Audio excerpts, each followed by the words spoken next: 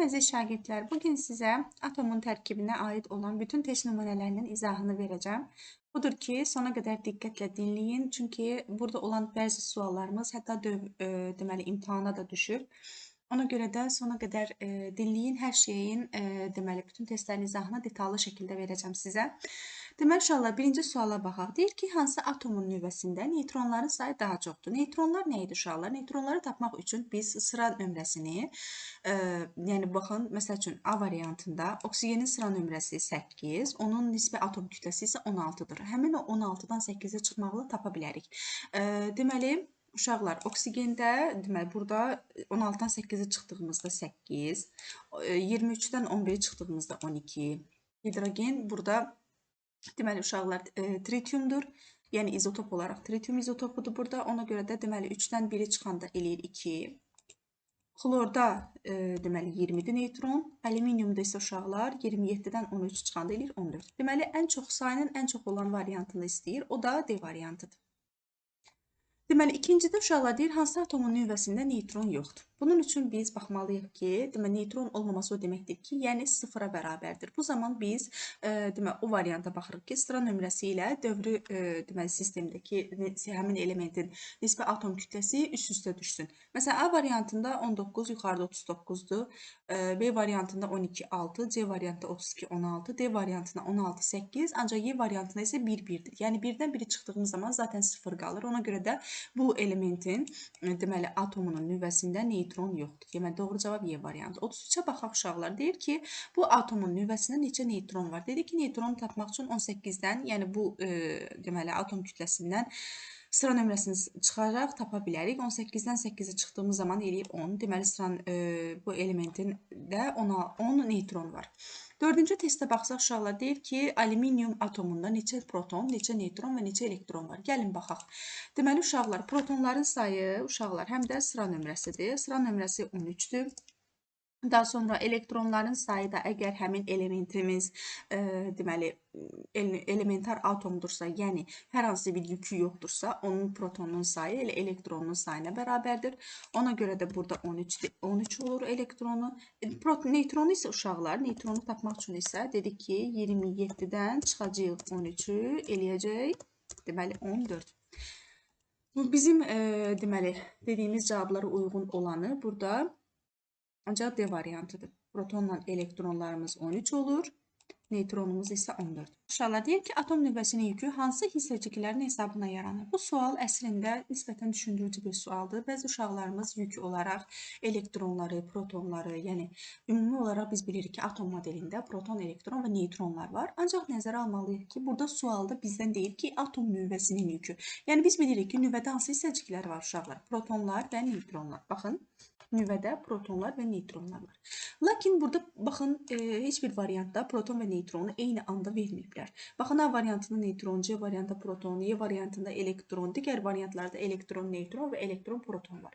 Ancaq protonla neytron bir arada verməyib. Ona görə verilməyib uşaqlar. Çünki neytronun yükü yoxdur. Baxın uşaqlar, neytronun yükü yoxdur. Baxın, buradan deyirsə ki, atomun yükü hansı hissəciklərin hesabına yaranır? Bir mənalı olaraq bilməlisiniz ki, atomda hissəciklərin deməli yükü protonların hesabına yaranır. Daha sonra uşaqlar 6-cı testə baxaq. Deyir ki, 2 deməli qram kükürddə neçə elektron var? Bu deməli Avogadro kimi deməli tənasüblü testdir. Deməli 2 qram kükürddə əgər neçə elektron var deyirsə bilmirik. Ancaq biz bilirik ki, şərtdə verilən qədər 32 qram, yəni baxın, nisbi atom kütləsini nə qədər verib kükürdün? 32. 32 qramında isə uşaqlar aşağıda yazılıb 16. Baxın, buradakı 16 sıra nömrəsi ilə yanaşı, protonla yanaşı, həm də elektronların sayını bildirir. Elektron var. Deməli, buradan biz x-i tapmalıyıq. Uşaqlar, x bərabərdir olmalıdır burada. Deməli, x bərabərdir olmalıdır. 16-nı vuracaq, 2-yə böləcək 32-yə. Yəni, x-imiz burada 1-ə bərabərdir, 1 elektron. Və buradan bizdən molekul, yəni bu 0.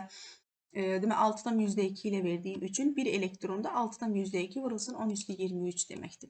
2 olsaydı 2 vurulsun 6-dan %2 kimi hesablayıb cavabı yazacaqdı. Ancaq 1 elektron olduğu üçün olduğu kimi Y variantını deməli seçirik. Daha sonra uşaqlar 7-ni də eyni qaydada həll edirik. Deməli, baxın, deməli 7-də deyir ki, 6 qram tritiumda neçə neйтron var bilmirik. X neйтron. Ancaq deməli buradan baxırıq ki, 3 qram deməli tritiumda, uşaqlar 3 qram tritiumda isə neçə dənə, nə qədər neutron var? 3-dən çıxacaq 1, eləyəcək 2. Deməli 2 neutron var. Və burada yenə x-i tapmaq üçün 6-nı vuracaq 2-yə böləcək 3-ə. Burada eləyəcək cavab deməli 4. X bərabərdir.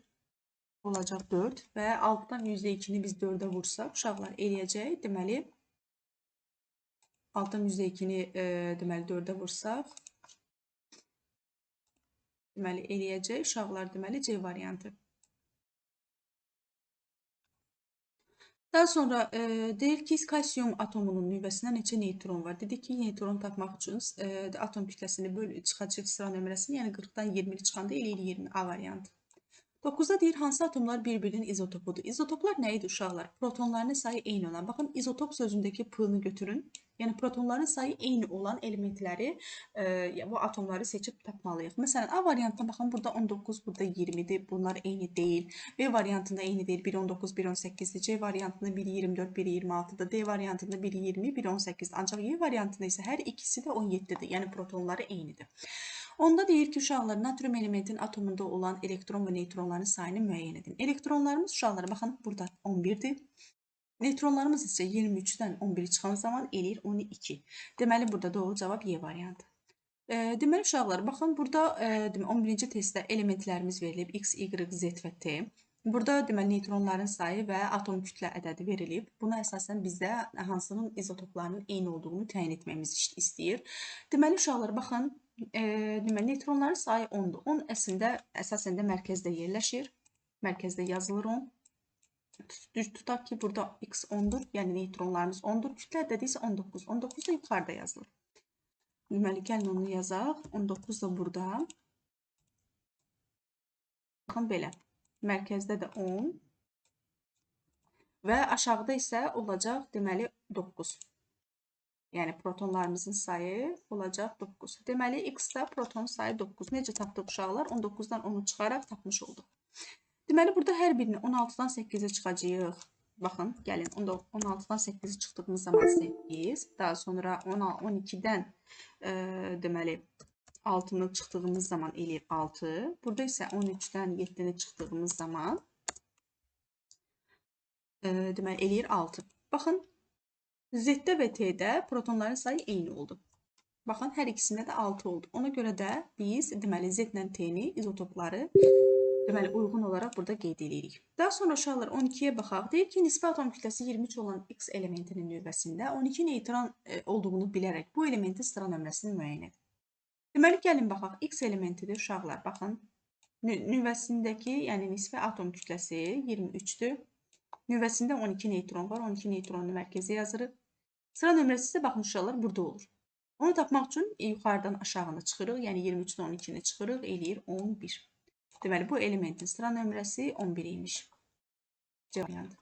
13-dən nisbi atom kütləsi 52 olan elementin, deməli, baxın, X elementidir. 52-də nisbi atom kütləsi 24 proton buradadır. Aşağıda, bu ortada yerləşən isə neutrondur. Bizdən də neutronların sayını tapmamızı istəyir. Yenə 52-dən 24-ü çıxırıq, eləyir 28. Deməli, burada da neutronların sayı 28 C variantı. Daha sonra 14-də deyir, ən sadə elektron quruluşuna malik olan atom hansıdır? Bu, birinci elementimiz olan hidrogendir. Ən sadə elektron formuluna malikdir. Çünki neutronu yoxdur, ancaq sıra nömrəsi 1-dir, həmçinin nisbi atom kütləsi də 1-dir. Ona görə onun elektron formulu 1s1 olur. Ona görə də çox sadədir. 15-də deyir ki, hansı atomlarda eyni sayda neutron var? Neutron olduğunu yenə bilməyimiz üçün 12-dən 6-nı çıxacaq. Burada olacaq 6. Burada olacaq 23-dən 11-i çıxdığımız üçün 12. Magneziumda elementində 24-dən 12-ni çıxırıq, eləyir 12. Silisiumda da 28-dən 14-ə çıxırıq, eləyir 14.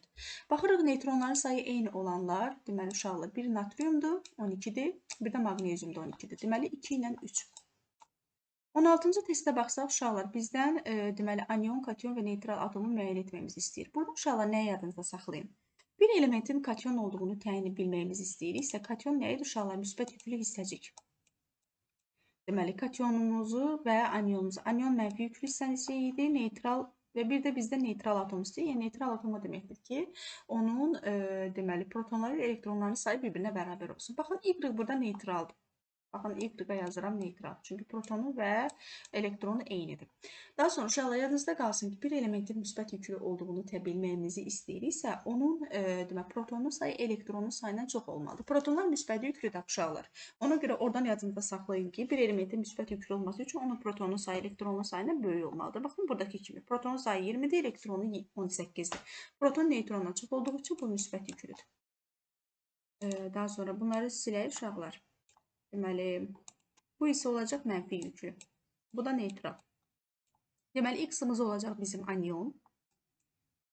Daha sonra biz deməli, təyin etdik ki, Z-imiz kationdur. Y-ımız isə neytral atom. Doğru cavab A variantı. 17-də deyir ki, X hissəciyində 3 proton və 2 elektron var. X-in deməli, yükünü müəyyən edin. Gəlin yazaq. X elementimizi yazaq uşaqlar burada.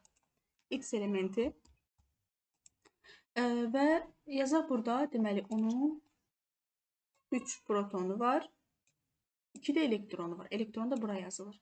Və yadınızda qalsın ki, burada protonu tapmaq üçün elektronun üzərinə buradakı yükü gəlməliyik. Ondan sonra biz burada protonu ala bilərik. Əgər 2-dən 3 almamızı istəyiriksə, deməli 2-nin üzərinə 1 gəlməklə 3-ü ala bilərik. Burada doğru cavab B variantı. Bilməliyik ki, hər bir elementin sol aşağı hissəsində yerləşən onların protonlarıdır.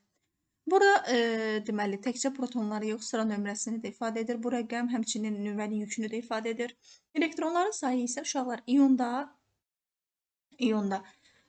deməli bu elektronun sayını baxın burada əsasən qeyd eləyirlər. Onu da necə qeyd edirlər? Əgər müsbət yüklü iyondursa biz 20-dən çıxırıq, 2-ni eləyir 18. Deməli elektronların sayı olacaq 18, proton isə olacaq 20.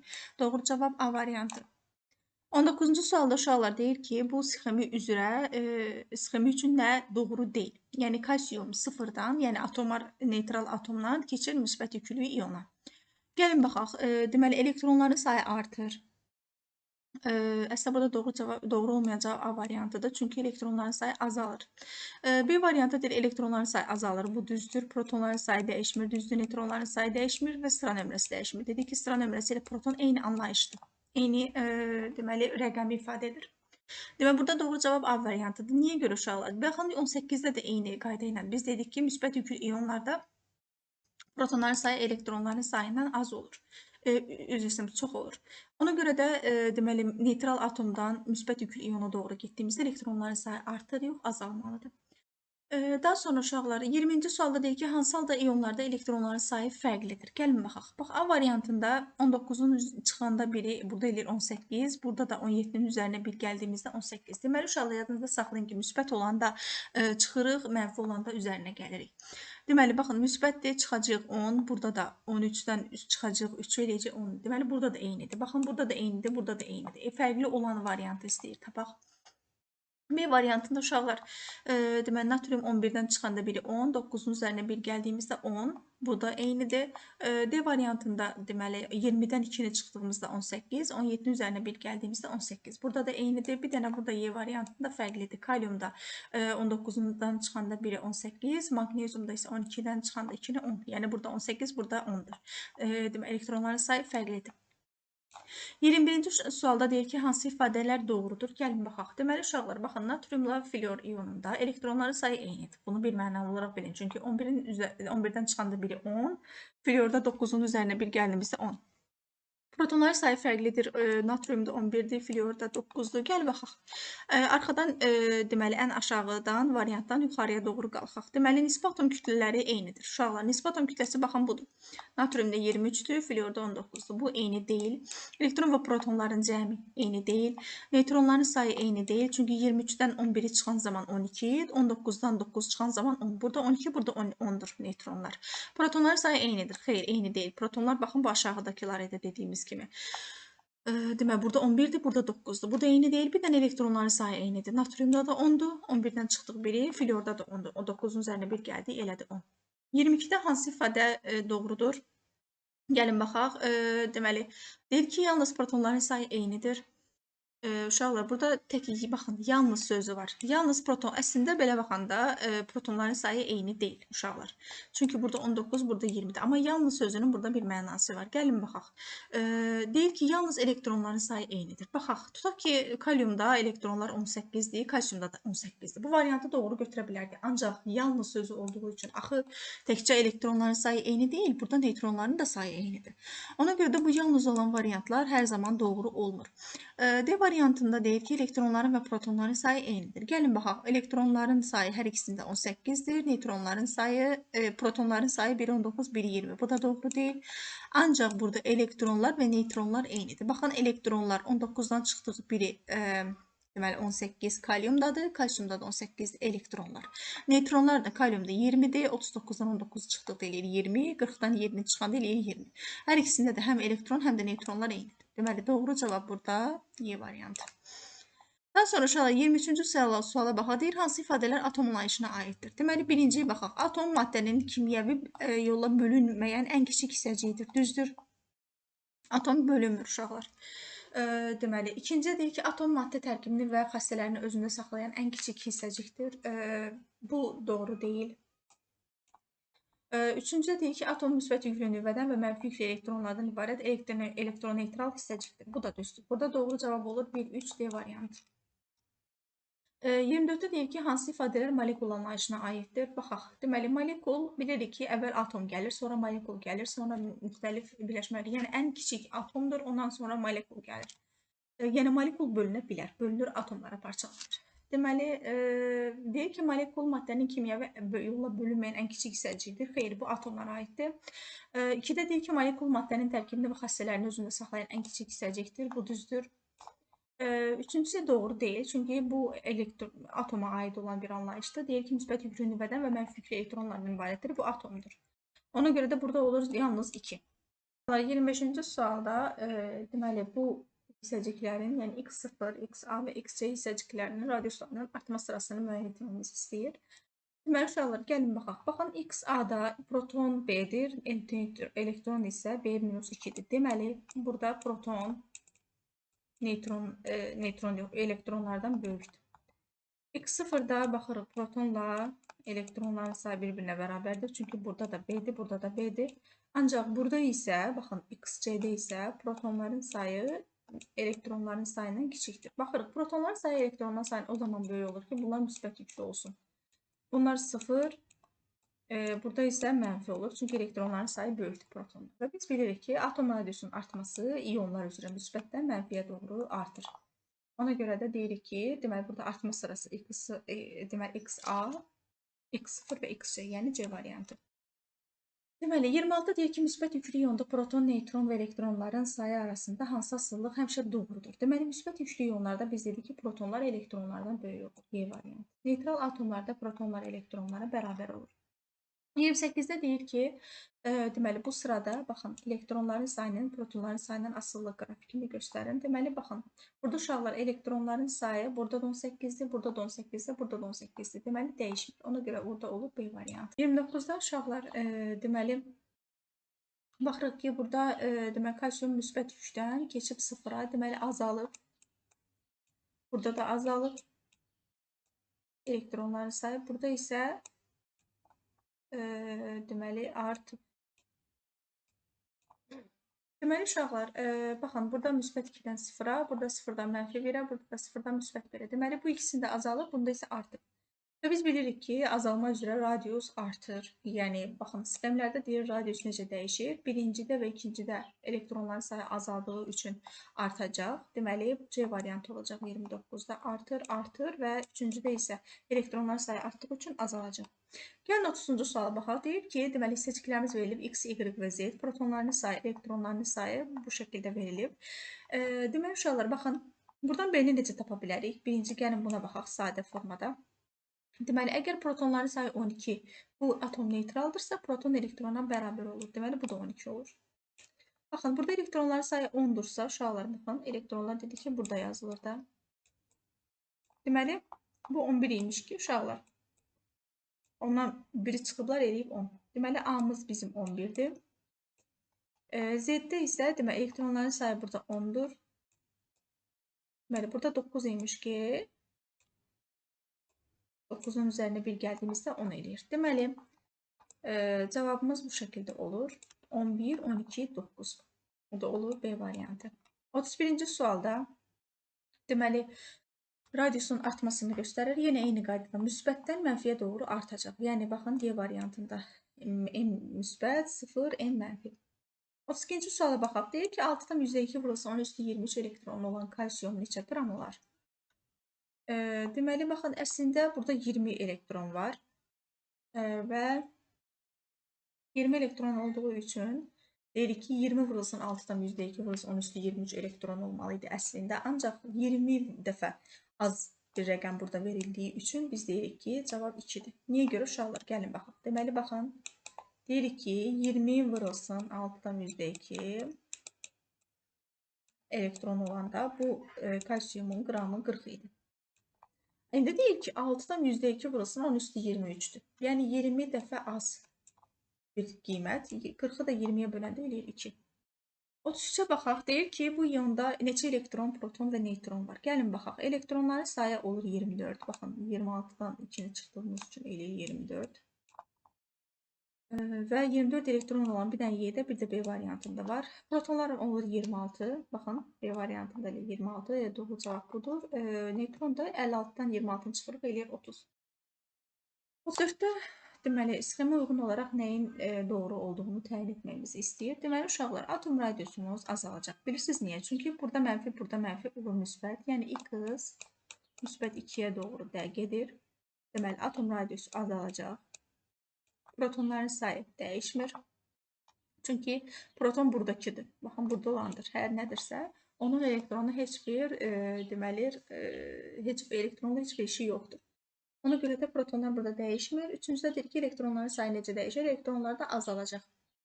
Çünki müsbət yüklü iyonlarda dedik ki, protonların sayı elektronların sayından çoxdur, elektronlar azdır. Burada olur A variantı. 35-ci sualda bu iyonlar üçün nəyin doğru olduğunu tapmağımızı istəyir. Deməli, elektronların sayı bərabərdir, ola bilməz. Biri mənfi, biri müsbət yüklü olduğu üçün elektronların sayı eyni olmur. Daha sonra burada deyir ki, bunun atom radiusu bunun atom radiusundan böyükdür. Bu doğrudur. Çünki burada mənfi yüklüdür. Mənfi yüklülər dedik ki, müsbət yüklülərdən radiusuna görə böyük olurlar.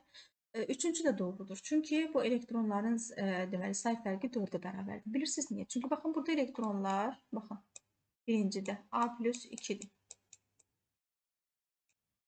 Çıxanda A minus 2-ni say fərqini istəyir də, bununla bunun say fərqini. Bunun da deməli, elektronları A minus 2-dir. Çıxanda orada qalır 4. Deməli, A variantı. 36-da uşaqlar, deməli, sxemdə nəyin dəyişdiyini tapmamızı istəyir. Protonlar dəyişmir. Protonlar, baxın, buradakılardır. Burada iyonlar varsa, deməli, eyni iyonda protonların sayı dəyişmir. Neytronların sayı da dəyişmir. Nisbi atom kütləsi dəyişmir. Bircə dəyişən burada elektronlardır. Daha sonra bu sxemdə nəyin dəyişdiyini tapmamızı istəyir. Əgər iyonlar dəyişirsə, radius dəyişəcək. Proton dəyişmir, neytron dəyişmir, nisbi atom kütləsi dəyişmir. Cavab, deməli, C variantı. Yalnız 1. 38-ci suala baxaq, uşaqlar. Deməli, 38-də deyir ki, X atomunun nüvəsində neçə proton var? Neçə proton olduğunu bilmək üçün əvvəlcə biz burada neçə elektron olduğunu bilməliyik. Baxın, bu S yarım səviyyəsidir, birinci yarım səviyyə. Burada 2 dənə elektronumuz var. Üzərinə gəlirik. İkinci yarım səviyyəyə baxsaq, saysaq deməli, dairələri, yəni onlar elektronlardır. Qara dairələri saysaq, sayı edir 8. Bir də üçüncü səviyyəmiz var. Üçüncü səviyyəmizdə də cəmi 2 dənə elektronumuz var. Deməli, ümumilikdə 12 dənə elektron var. Ancaq buradakını da nəzərə almaq lazımdır. Bilirik ki, deməli, 1 mənfi olur müsbət, 2 dənə mənfi var. Burada mənfi 4 elektron. 10 da üzərinə gələndə, yəni 12-nin üzərinə 4 gələndə 16. Deməli, X-in atomun növbəsində 16 proton var imiş. Daha sonra uşaqlar, 39-cu sualda belə suallar çox vaxt sizi çaşdırır. Ancaq bu hissəyə baxmağa ehtiyac yoxdur. Bura sadəcə məlumat xarakteri daşıyır. Əsas hissə buradan başlayır. Baxın, deyir ki, insan bədənində olan X atomunun nüvəsində 20 proton və 20 neytron var. Rentgen şüaları insan bədəninə daxil olduqda X atomunun 2 elektronu çıxarılarsa, deməli, əmələ gələn iyonu müəyyən edin. Bunu tapmaq üçün uşaqlar nə edirik? Deməli, Deməli, x 2 elektron çıxaran zaman gəlin belə yazaq. Deməli, baxın, x elektronudur, x atomudur, 20 dedik ki, proton, 20 neytronu var. Gəlin belə yazaq. Neytronu buradan, deməli, 20 neytronu var, 20 protonu var. Və burada olacaq 40. Çünki 20 proton və 20 neytron bizə deməli, bu nisbi atom kütləsini 40 verir. Daha sonra əgər ondan 2 elektron çıxarsaq, yəni mənfi çıxanda 2 elektron da yükü mənfidir, 2 dənə mənfi olur müsbət. Deməli, burada yük əvvəldən 0 idi, sonradan üzərinə gəlirik 2. Baxın, bu 2-yə görə. Burada heç nə yoxdur, ona görə burada 0-dır. Üzərinə də 2 gəldiyimiz zaman olur belə. Deməli, x müsbət 2 olur. Baxın, mənfi 2 olan varianta çıxırıq. Digər variantlarda da biz baxmalıyıq ki, deməli, nisbi atom kütləsi 40 olsun. Baxın, burada 40 deyil, burada 40 deyil, burada da 40 deyil. Burada, deməli, yalnız A variantında, deməli, protonla neytronu cəmləyib 40 yazıblar yuxarı. Aşağıda protonlarımız, üzərində də iyonun yükü. Doğru cavab A variantı. Yenə 40-cı sualda bu hissələr bizi maraqlandırmır. Gəlirik bu hissədən, baxırıq, insan bədənində olan X atomunun nüvəsində 11 proton və 12 neytron var. Deməli, baxın, 11 dənə deməli, protonumuz var. Gəlin yazaq. Deməli, 11 proton, 12 neytron. Nisbi atom kütləsi neçə olar bunun? 12 ilə 11-i cəmlədiyimiz zaman eləyir 23. 23-ü yazdıq. İndi isə deyir ki, bir elektron çıxarılarsa. Deməli, mənfi bir elektron çıxarılan zaman yükü olacaq müsbət 1. Deməli, mənfi 1 olan variantı çıxırıq.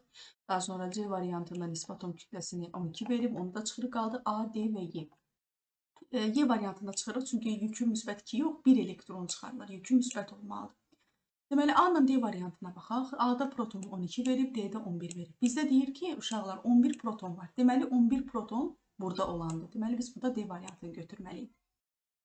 41-ci sualda uşaqlar yenə baxın, bu hissələr bizi maraqlandırmır. Əslində oxumaq istəsəz oxuya bilərsiniz. Sadəcə burada məlumat xarakteri daşıyan məlumatlar verilib. Yəni burada heç bir hesablama ilə bağlı məlumat verilməyib. Deməli, gəlin baxın bu hissədən baxaq. Deyir ki, yarımkeçirici istehsal edən zavod bir gündə 1400 qram silisyum istifadə edir. Həmin zavodun bir gündə neçə mol silisyum atomu istifadə etdiyini hesablayın. Deməli, uşaqlar, deməli, bir gündə 1400 qram silisyum istifadə olunursa, deməli 1400 qram silisyum istifadə olunursa, demək istəyir ki, bu silisyum neçə moldur? 1 mili neçə moldur? Ancaq biz bilirik ki, silisyumun 1 molu kütləsi 28. Bunu bilirik uşaqlar. Deməli, hesablayan zaman görürük ki, deməli, x-ı 1400-ü böləndə deməli 28-ə eləyir 50. D variantı.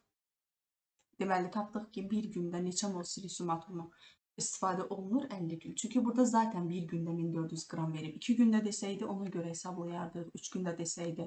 Burada da bir gündə, burada da bir gündə istəyir. Ona görə 1400-ə görə biz neçə mol silisyum atomu istifadə olunur, onu hesablayırıq. O da olur D variantı.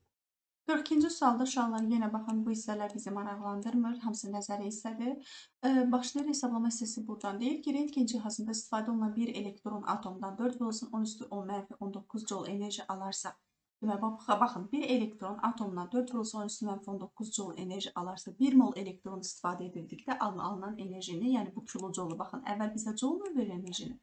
Sonra isə onu kilojoula çevirməyimizi istəyir. Gəlin baxaq. Ümumiyyətlə yadınızda qalsın ki, 1 kilojoulumuz 1000 joule-dur.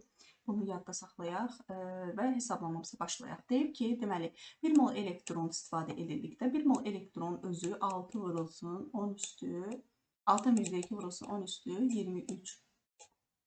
23 onun qiyməti. Onu vurduğumuz zaman 4 vurulsun 10 üstü mənfi 19-a eləyir. Deməli, 24 tam %8 vurulsun 10 üstü mənfi 19-dan 23 gedəndə qalır 4. Deməli, bu bizim ədədi hissəmizdir. Baxın, bu hissə. Onun, deməli, burası 10 üstü joule-dur. 10 üstü 4 joule-dur. Və kilojoule çevrilən zaman dedik ki, 1 kilojoulumuz 1000 joule-dur. Bunu 1000-ə böləndə, uşaqlar, deməli, qalır. Baxın, bunu 10 üstü 3-ə böləndə, 10 üstü 3-ə böləndə burada qalır 10. 24,8-i də 10-a vuranda 240,8 eləyir. Deməli, doğru cavabımız burada Y variantı. Məhz kilojoula çevirməmizi istədiyi üçün. Olmasaydı B variantı olacaqdı cavab. Demək, uşaqlar, 43-cü sualda yenə baxın, bu hissələri maraqlı deyil bizə. Demək, buradan başlayaraq hesablamamızı aparaq. Demək, deyir ki, bir nüvə reaktorunda 1 mol uranın nüvəsinin neytronlarla parçalanması nəticəsində 2,5/10⁻⁶ joule enerji ayrılır. Bu reaktor hər gün orta hesabla 5 mol uran istifadə edərsə, gündəlik olaraq necə kilojoule enerji ayrılır? Deməli, biz nə etməliyik? 5 molu vurmalıyıq 2,5-ə, eləyir 12,5. Deməli, vurulsun 10⁻6. 6 joule. Biz demişdik ki, 1 kilojoulumuz 1000 joule-dur. Onu kilojoula çevirmək üçün bizdən kilojoule istəyir. Bölməliyik. Deməli, bölməliyik 10⁻3-ə, yəni 1000-ə. Buradan bu getdikdə burada qalır 10⁻3, yəni 1000 qalır. 12,5-i də 1000-ə vuranda eləyir cavab B variantı. 4-cü sualda uşaqlar yenə baxın, bu hissələrə baxmırıq. Buradan başlayaraq hesablamamızı aparırıq. Deyir ki, hər itirilən elektronun enerjisi 1,6/10⁻⁹ joule olarsa, 2 mol lityumdan cəmi neçə kilojoule enerji ayrılar? Əvvəl biz 1 molunu tapaq, ondan sonra 2-yə vuraraq 2 molunu taparıq.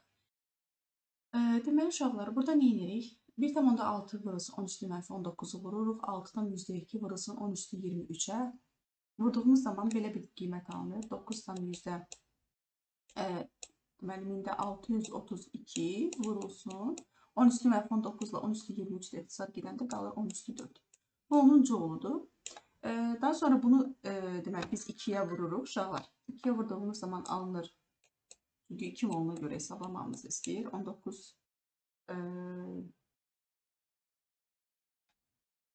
19-dan 2604 vurulsun 10⁻4 və onu kilojoula çevirən zaman bölməliyik.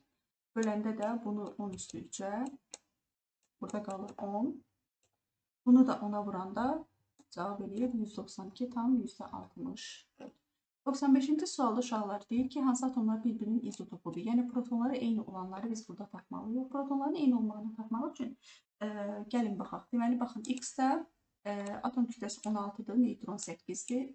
16-dan 8-i çıxanda eləyir 8. Y-da atom kütləsi 18, burada 10-dur. 18-dən 10 çıxanda eləyir 8. Daha sonra Z-də 35-dən 18-i çıxanda eləyir 17. T-də də 37-dən 20-ni çıxanda eləyir 17. Bir-birinin izotopu olanlar X-la Y-dır, Z-lə də T-dir. X-la Y-də hər ikisində protonlar 8-dir, Z-lə T-də də 17-dir. Ona görə də burada deməli olur X-la Y, Z-lə T, B variantı. Uşaqlar, 46-cı sualda deyir ki, XN iyonu XM iyonuna çevrildikdə radius artırsa, hansı ifadələr doğrudur? Ümumiyyətlə bilməliyik ki, radiusun artması aniona doğru getdikcə baş verir. Yəni, təsəvvür etsək ki, bu müsbətdir, bu mənfidir. Buna doğru getdikcə, çevrildikcə radius artır. İndi gəlin ifadələrimizə baxaq. Deyir ki, birincidə n m-dən böyükdür. Həqiqətən də böyükdür. Həmişə müsbət mənfidən böyük olur. Ona görə 1 doğrudur. 2 səhvdir. M n-dən böyük deyil. Deməli, 3-də deyir ki, əgər xn iyonu mənfi yüklüdürsə, xm iyonu müsbət yüklüdür. Xeyr, əksinə olmalıydı. Bu müsbət olmalıydı, bu mənfi olmalıydı. Ona görə bu da səhvdir. Burada doğru cavab yalnız 1. 47-ci sualda yenə elektronlarımızı və protonlarımızı verib. Deyir ki, əgər m n-dən böyük olarsa, hansı ifadələr doğrudur? Deməli, burada elektronumuzu M verib, protonumuzu N verib uşaqlar. Diqqətlə baxın cədvələ. Y-də isə elektronu N verib, protonu N verib. Yəni, burada belə olacaq ifadə M N-dən böyükdür. Burada belə olacaq. Bir mənalı olaraq bilməliyik ki, əgər uşaqlar protonların sayı, baxın elə Y-ə baxaq. Protonların sayı elektronların sayından çoxdursa, bilirik elektronlar mənfi yüklüdür, protonlar müsbət yüklüdür. Yadınızda saxlaya bilərsiniz ki, proton elektrondan çoxdursa, yəni böyükdürsə, bu deməli bizim atomumuz və yaxud da Y-ımız olacaq müsbət. Yəni kation olacaq. X-ımız isə əksinə, baxın, protonlarının sayı M-dən kiçik göstərib. Ona görə də burada olacaq mənfi yüklü. Yəni anion olacaq. Baxın, deyir ki, gəlin hansı ifadələr doğrudur, onlara baxaq. Deməli, uşaqlar, burada deyir ki, X neytral atomdur. X neytral atom deyil, çünki X-in bir yükü var. Neytral olması üçün elektronla proton bir-birinə bərabər olmalıydı. İkincidə deyir ki, Y kationdur, doğrudur. X də aniondur, bu da doğrudur. Deməli, doğru cavab A variantıdır. 48-ci sualda deyir ki, uşaqlar, nadir halda elektron sayı 3-cü dövrün təsirsiz qazınan elektron sayından 6 vahid çox olan element üçün hansı ifadə doğru deyil? Ümumiyyətlə, 3-cü dövrün təsirsiz qazı, deməli, təsirsiz qazının elektronları sayı 18-dir uşaqlar. 18-dir.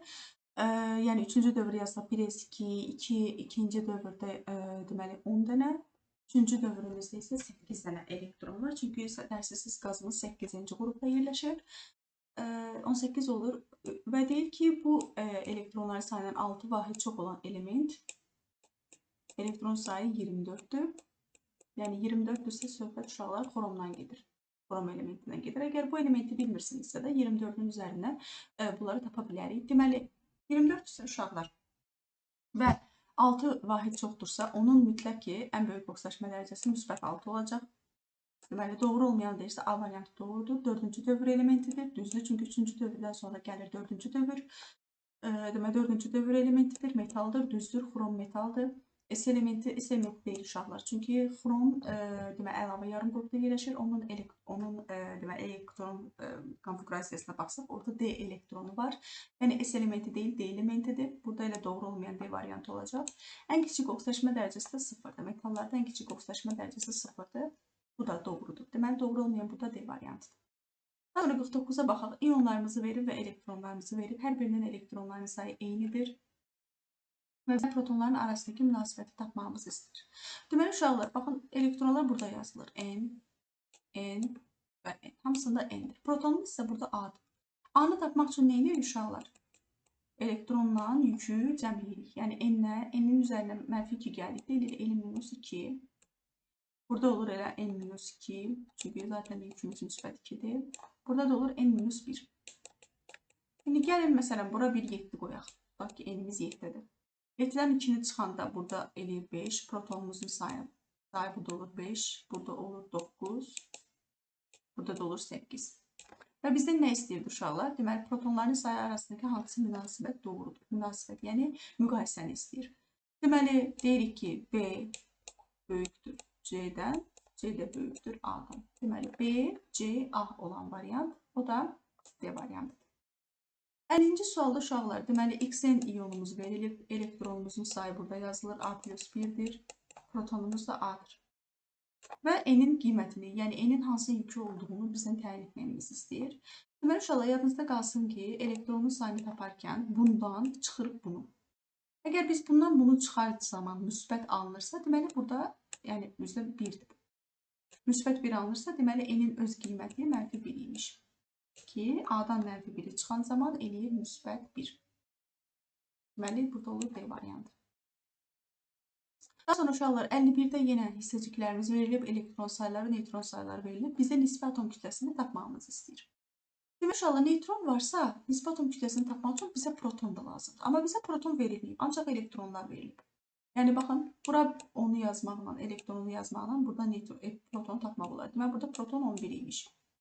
15'dir, 0'dır, heç nə olmur. Burada elə 15'dir. Burada 3'dür, burada 10'dur. 10'un üzərinə 3 gəldiyimiz zaman burada eləyib 13. Bu da 10'dur. Ondan biri çıxan zaman, yəni protonu tapan zaman elektron və deməli, iyon arasında əlaqə yaradırıq. Öyle protonumuzu tapırıq. Deməli, tapırdıq ki, 11, 15, 13 və 11. Neytronlarımız da verilib. Cəmləyəndən sonra biz nisbi atom kütləsini tapırıq. 11 ilə 12-ni cəmləyən zaman eləyir 23. 15 ilə 16-nı cəmləyən zaman eləyir 31. 13 ilə 14-ü cəmləyən zaman eləyir 27. 11 ilə 10-u cəmləyən zaman eləyir 21. Deməli, 23, 31, 27 və 21. Uşaqlar, burada deməli, 21 yox. 10'dan biri çıxıb, burada 9 yazmalıydıq. 9'un üzərinə 10 gəldiyimiz zaman da eləyir 19. Deməli, doğru cavab olur B variantı. Sonra uşaqlar, deməli, 52-ci sualda da yeni eyni nisbi atom kütlələrini tapmamızı istəyir. Burada da deməli, olacaq proton sayı 20. Cəmləyəndə 20 ilə 20 eləyir 40. Burada 23'dür, 23'ün üzərinə 3 gələndə eləyir 26. 26 ilə neytronu cəmləyəndə 30 eləyir 56. Burada elektronumuz 35'dir. 0 olduğu için heç nə yazılmır. Yəni yenə protonumuz ilə elektronumuzla bərabər olur. 35 olur. 35-dən 45-i cəmləyən zaman eləyir 80. Burada 27'dir. Üzerine 2 geldiğimiz zaman eləyir 29. 29 ilə 35'i cəmləyən zaman eləyir 64. Deməli, bu variantı uyğun gələn bizdə bircə bir. 53-cü sualda uşaqlar, deməli, X elementimizin neutronlarının sayı və nisbət atom kütlələrini verib və hansı ifadələrin doğru olduğunu tapmamızı istəyir. Deyir ki, A variantında T'nin sıra nömrəsi 36'dır. Gəlin baxaq. Sıra nömrəsi uşaqlar həm də proton sayı yadınızda qalsın. Deməli, neutronumuzu nisbət atom kütləmizi veribsə, 79-dan 45-i çıxaraq tapa bilərik. Deməli, 79-dan 45-i çıxanda eləyir 34. Deməli, bu T elementinin sıra nömrəsi yoxsa 36 yox, 34-müş. Bu cavab doğru deyil. Yəni, doğru deyil. B variantına baxaq deyib ki, Z ilə T eyni elementin izotoplarıdır. İzotop, yəni yenə burada biz protonları tapmalıyıq. Deməli, Z ilə T'yə baxaq. Deməli, T'mizi tapdıq 34, Z'imiz isə olacaq uşaqlar 35. Çünki deməli burada 44 79-dan 44 çıxanda eləyir 35. Bir-birlərinin izotopu deyirlər. Bu variantda doğru. C variantında X ilə Y-in eyni elementin altılı bir şəkil dəyişməsi olduğunu deyir. Ancaq X ilə Y-in eyni elementin altılı bir şəkil dəyişməsi olması üçün onların deməli nisbət atom kütlələri bir-birinə bərabər olmalıdır. Necə ki oksigində, məsələn, oksigenlə azon altılı bir şəkil dəyişmələrdə də hər birinin nisbət atom kütləsi 16-dır. Ona görə də uşaqlar nisbət atom kütlələri eyni deyilsə, bunlar izotop ola bilməz. C də səhvdir. D variantı burada doğrudur. Y variantına baxaq. Deyir ki, X ilə T'nin elektronlarının sayı bərabərdir. Gəlin baxaq X ilə T'yə.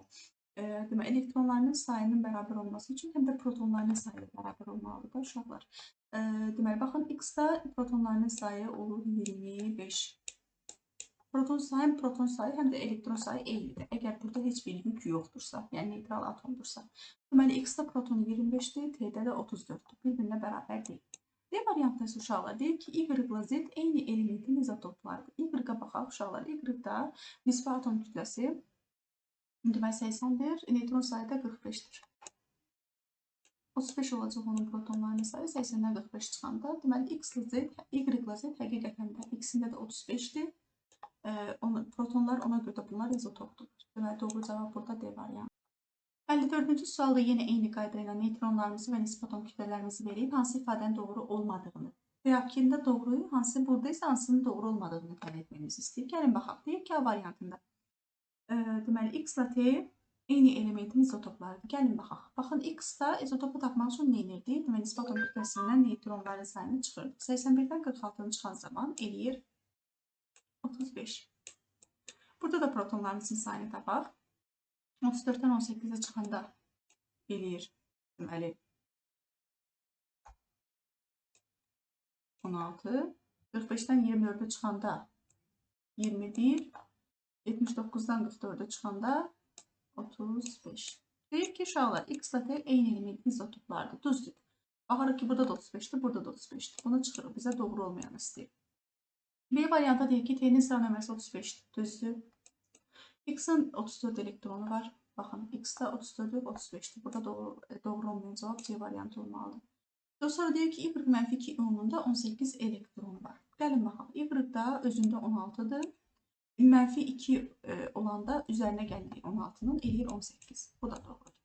Burada da izləyir ki, bu iyonlarda eyni sayda elektron var. Gəlin baxaq. Burada olacaq 18. Burada da olacaq 18. 55-ci sualda uşaqlar, deməli, əsas yarı qrup elementləri verilib X ilə Y və atomlarının normal halda xarici elektron təbəqəsindəki elektronlarının sayını verir. Deməli, 3s-də 2, 3p-də yoxdur. Deməli, bunun xarici elektron formulu olacaq 3s2. Bunun isə xarici elektron formulu olacaq, deməli, 3s2 və 3p5. Deməli, uşaqlar, bu 2 bizə qrupunu göstərir. Deməli, X ikinci qrupda yerləşdiyi üçün 2 valentlidir. Y-ımız isə 2 plus 5 7-ci qrupda yerləşir. Onun da valentliyi 1-dir. 7 yox, 8-dən çıxırıq 1'i. 8-dən çıxırıq 7-ni eləyir 1. Deməli, X ilə Y-ın əmələ gətirdiyi birləşmə. Gəlin baxaq. X 2 valentlidir, Y 1 valentlidirsə, X, Y 2 olacaq bu birləşmə. və elektronlarının sayını istəyir. Deməli, X-da elektronların sayı 12-dir uşaqlar. Çünki 3-dən əvvəl 10 dənə elektronumuz var idi bizim. 1s2, 2s2, 2p6, cəmi eləyir 10. Bu da 3s2 eləyir 12. Deməli, X-da elektronların sayı 12-dir. Y-də isə uşaqlar elektronların sayı 17-dir. Deməli, bundan əvvəl 10 var idi. Üzərinə gəlir 2 plus 5, 7 eləyir 17. 17-ni də uşaqlar, baxın, formuldakı 2-yə vururuq. Çünki Y-dən 2 dənədir. Burada 2-ni vuranda 17 eləyir 34. 12-nin də üzərinə 34 gələndə uşaqlar cavab eləyir 46. Deməli, X-la Y-in əmələ gətirdiyi birləşmənin molekulunda 46 elektron var imiş.